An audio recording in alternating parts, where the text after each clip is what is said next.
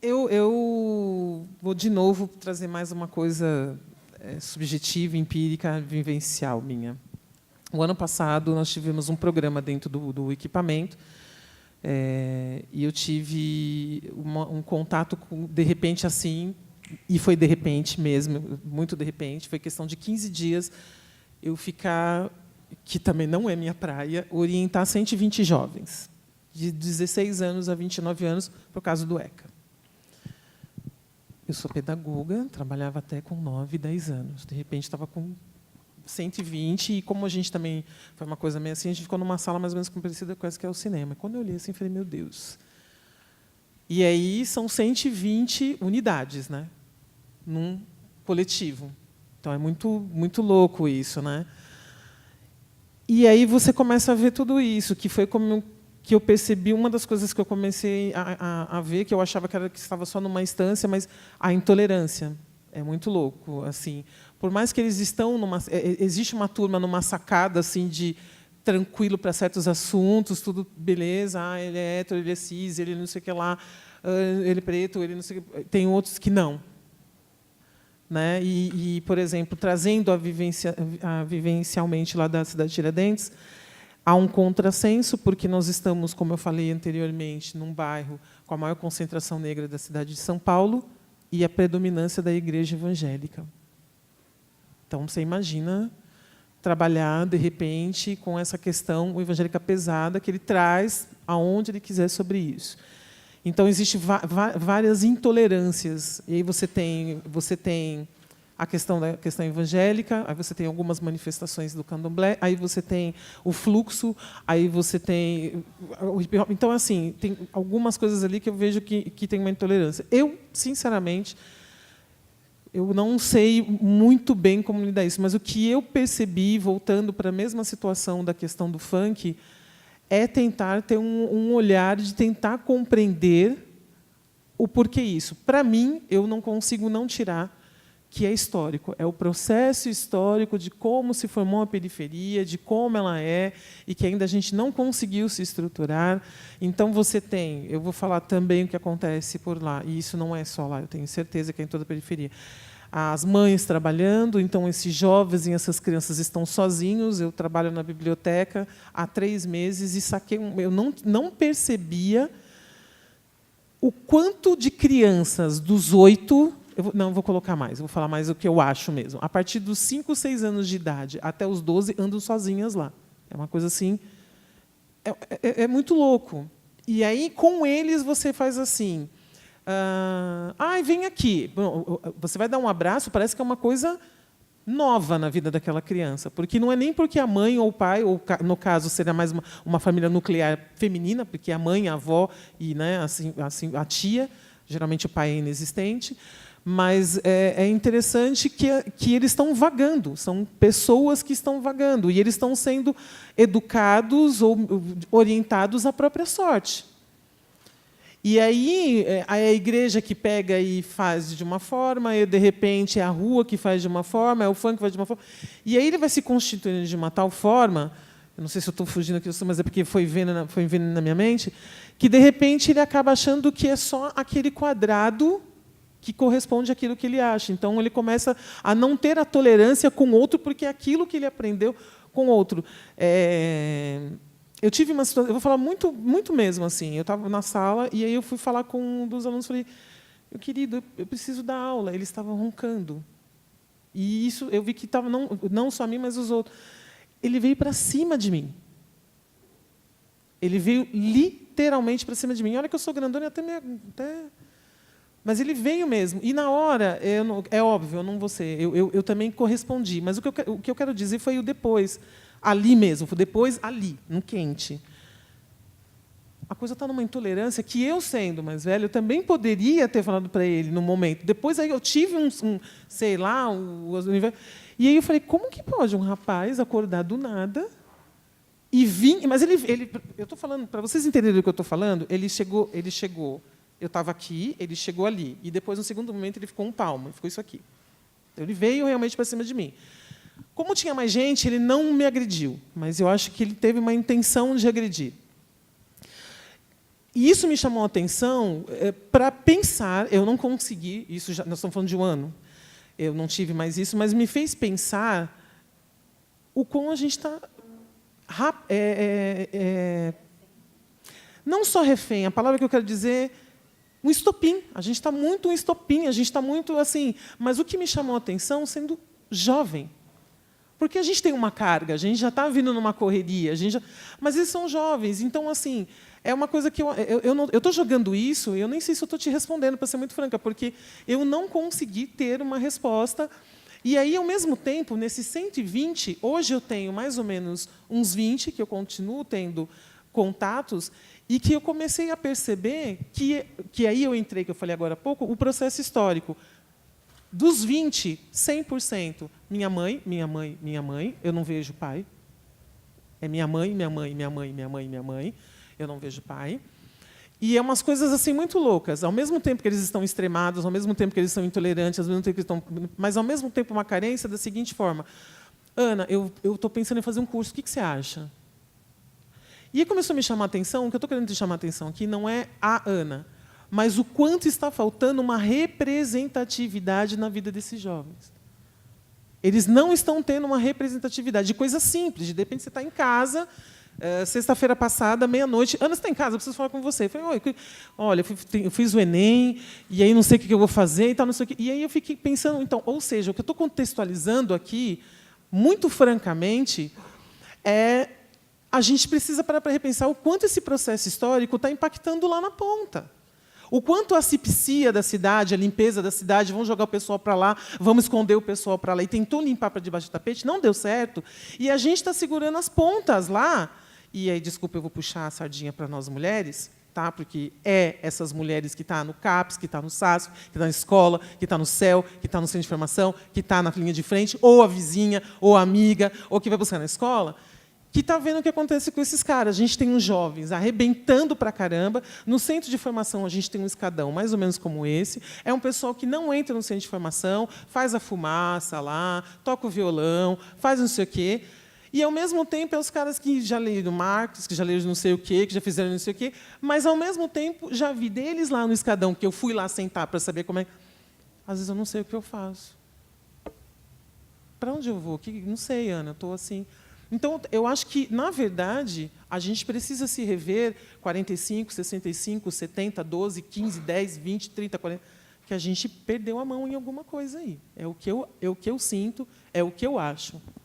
Entendeu? E eu acho que, justamente nessa de perder a mão, o governo aproveita também. Então, é isso que eu acho. Pode falar um pouquinho? É assim, é a questão da perda de referência, né? A gente que trabalha em escola, como educador, a gente percebe a falta de referência. Então, é assim, quando nós somos crianças, adolescentes e jovens, por mais força que a gente tenha, por mais vontade que a gente tenha, a gente precisa se mirar em alguém. É a questão do exemplo. Então, nós, adultos, nós temos esse dever. E a periferia, ela está muito aquém dessas representações, porque não precisa eu dizer aqui, porque a Ana já disse da situação que os nossos jovens, os nossos adolescentes estão. E os nossos equipamentos, além de serem poucos, nós não temos material humano para seduzir esses jovens. Porque não adianta você botar uma casa linda, maravilhosa, com a fachada de vidro, toda linda, e não ter gente que vá lá, como a Ana fez, foi lá na escada, conversou, menina, não sei o que fazer. Então, o que teria que ser feito aí, eu não sei, mas arrisca aqui uma sugestão, que ela poderia ter ido conversar com o grupo dela. Olha, eu sentei lá no escadão e um garoto está lá que não sabe o que fazer. Então vamos conversar aqui entre nós e que tipo de apoio a gente vai ter, aonde que a gente vai. Mas, se é um problema na escola, a gente não tem para onde encaminhar.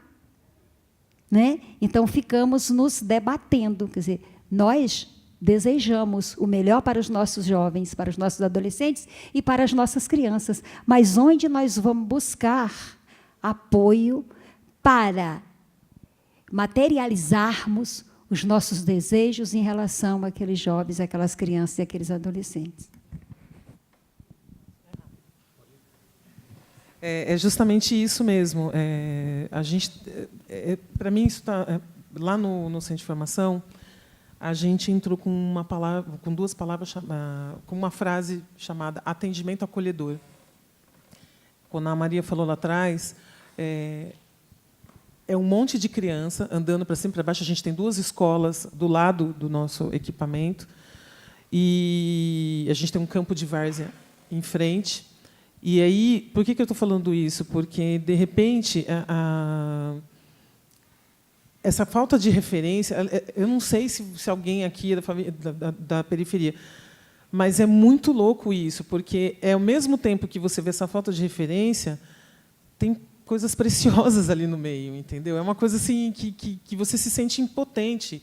E por que o atendimento acolhedor? Porque ainda até um tempo atrás, a gente estava meio que um elefante branco. O nosso equipamento não tinha placa, agora ele tem uma placa de Centro de Formação Cultural. Então, as pessoas passavam por ali e achavam que era um hospital. Não achavam que era um centro cultural e mais. Achavam que as coisas ali não eram gratuitas. Então, eles entravam, por exemplo, a nossa biblioteca, ela chama Biblioteca Direitos Humanos, Maria Firmina dos Reis. A Maria Firmina dos Reis foi a primeira mulher negra a publicar um livro aqui no Brasil.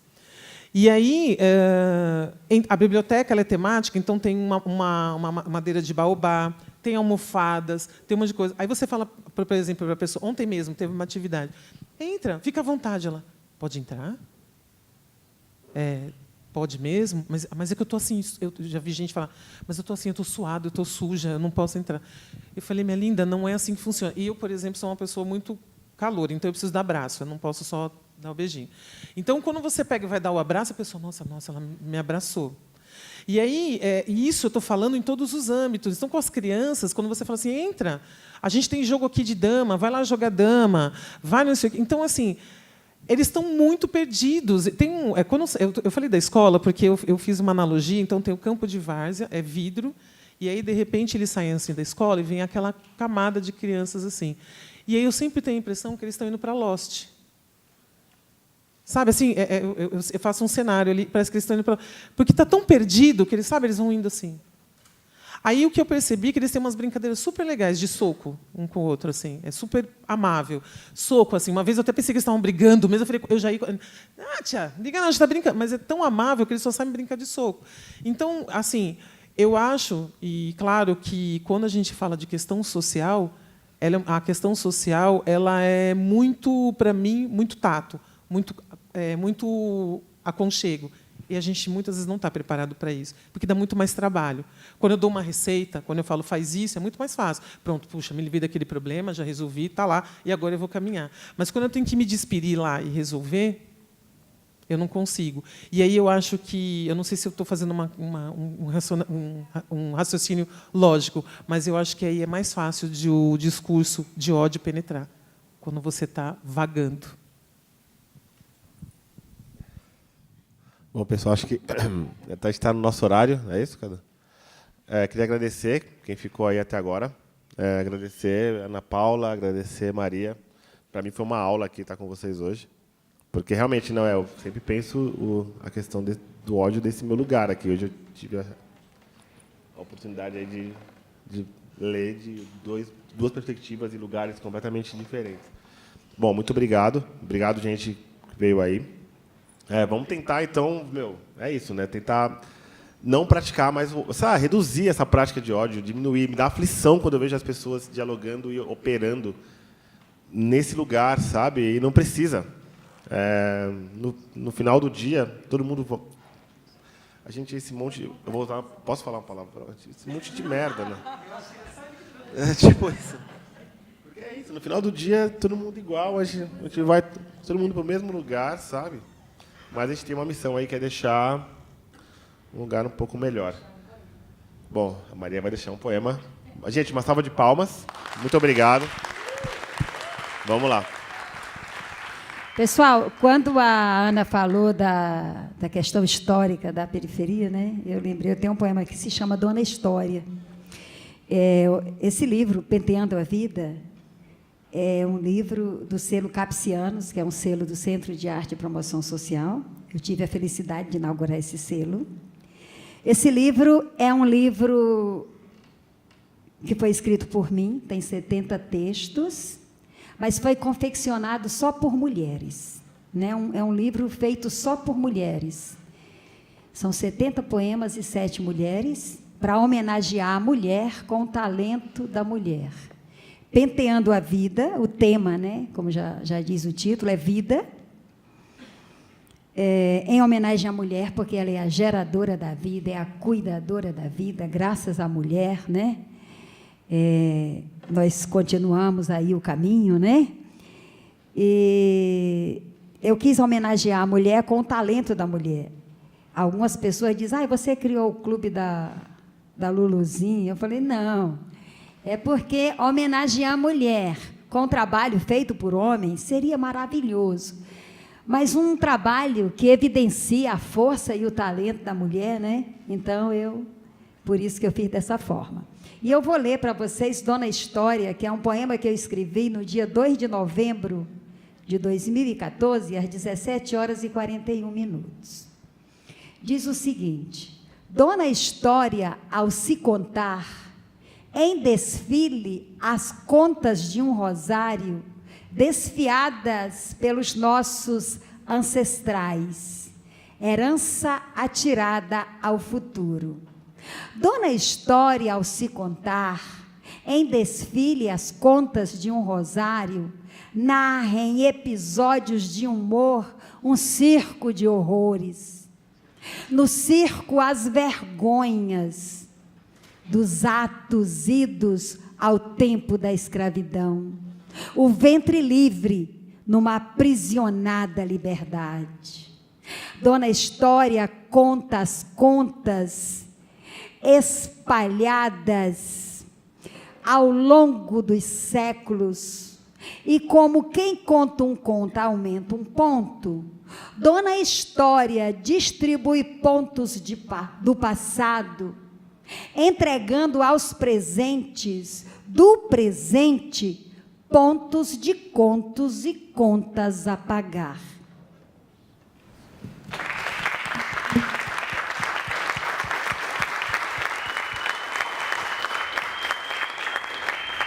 Eu não tenho o dom da poesia, mas eu queria dar um presente, porque, como eu falei para vocês, felizmente eu sou uma pessoa ancestral. E, para fechar e dizer por que eu falo tanto de a gente acolher, de a gente estar juntos e tudo mais, eu vou pedir só um favor para vocês, que seria fechar os olhos para quem pode, né? Porque parece que a gente está gravando aqui, então eu acho que não pode. Mas, para quem pode, eu vou pedir, por gentileza, que feche os olhos, porque eu vou dar uma musiquinha muito simples para vocês, de presente, para trocar um pouco da energia que eu estou sentindo agora e para traduzir um pouco do que eu quis dizer aqui, se eu conseguir passar. Então, por gentileza. Oh, minha mãe, abraça eu, minha mãe, acolhe eu, minha mãe, cuida de mim.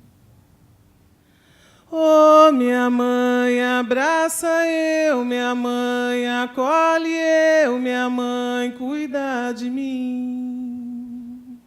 Oh, minha mãe, norteia eu, minha mãe, afague eu, minha mãe, cuida de mim.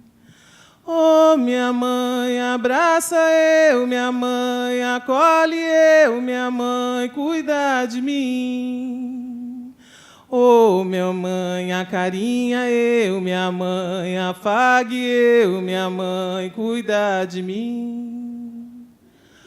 Oh, minha mãe, abraça eu, minha mãe, acolhe eu, minha mãe,